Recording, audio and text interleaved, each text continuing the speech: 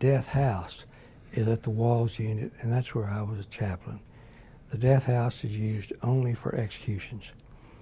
And I was chaplain for 2,200 inmates on the unit, and also when executions were reinstated in 1982 after they had been declared unconstitutional in '64. I was assigned as death house chaplain.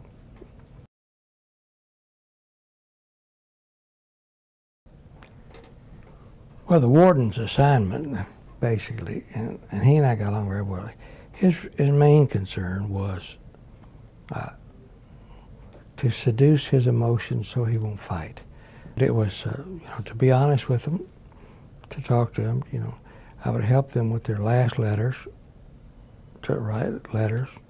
If they wanted to make telephone calls, the warden gave me permission to go. We had to go through the secretary's office. We'd make telephone calls.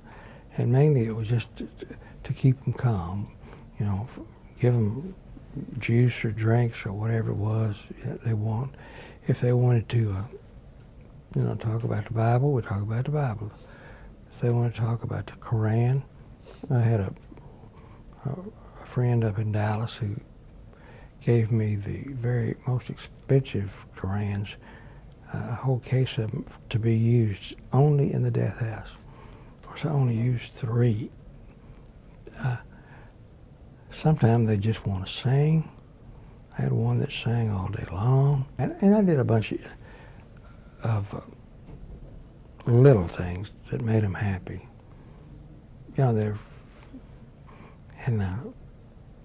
For instance, if a guy wanted a Dr. Pepper, Dr. Peppers aren't available in a death house. But, I'd go next door to my house, bring them one. Little things, that to them was important. The main reason I was in favor of the death penalty was because my grandfather was murdered. And my father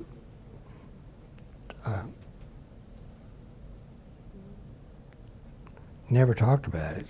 And I found out through one of his cousins. And my father was very strongly in favor of punishment, hard punishment. So I lived with that. And then I began to see that these fellas, first of all, they were not the same people who committed the crime if they committed the crime.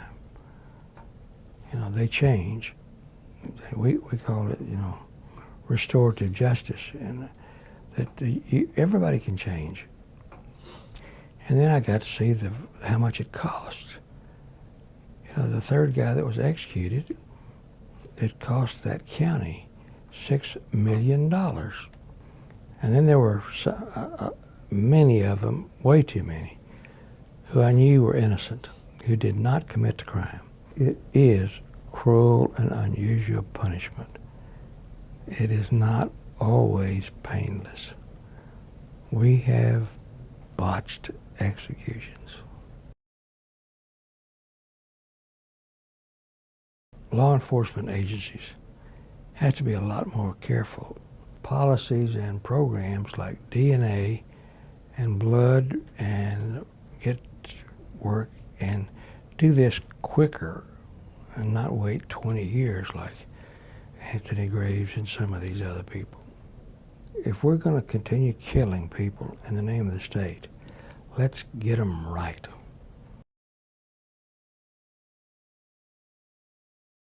On our unit, our wardens believed when everything is going smooth in the chapel, the fights, the problems go down.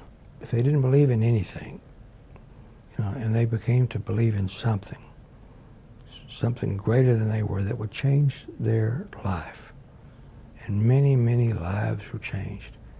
I have 78 men that became Christians while I was there, who are ministers in different churches throughout the United States. I feel like that my ministry today is to work with organizations and with people and to go places to explain to people exactly what it's like. That last day is painful. You know, they're sitting there in cell 1, looking at that big black iron door, knowing that at midnight or 6 o'clock they're going in there. They're not coming out.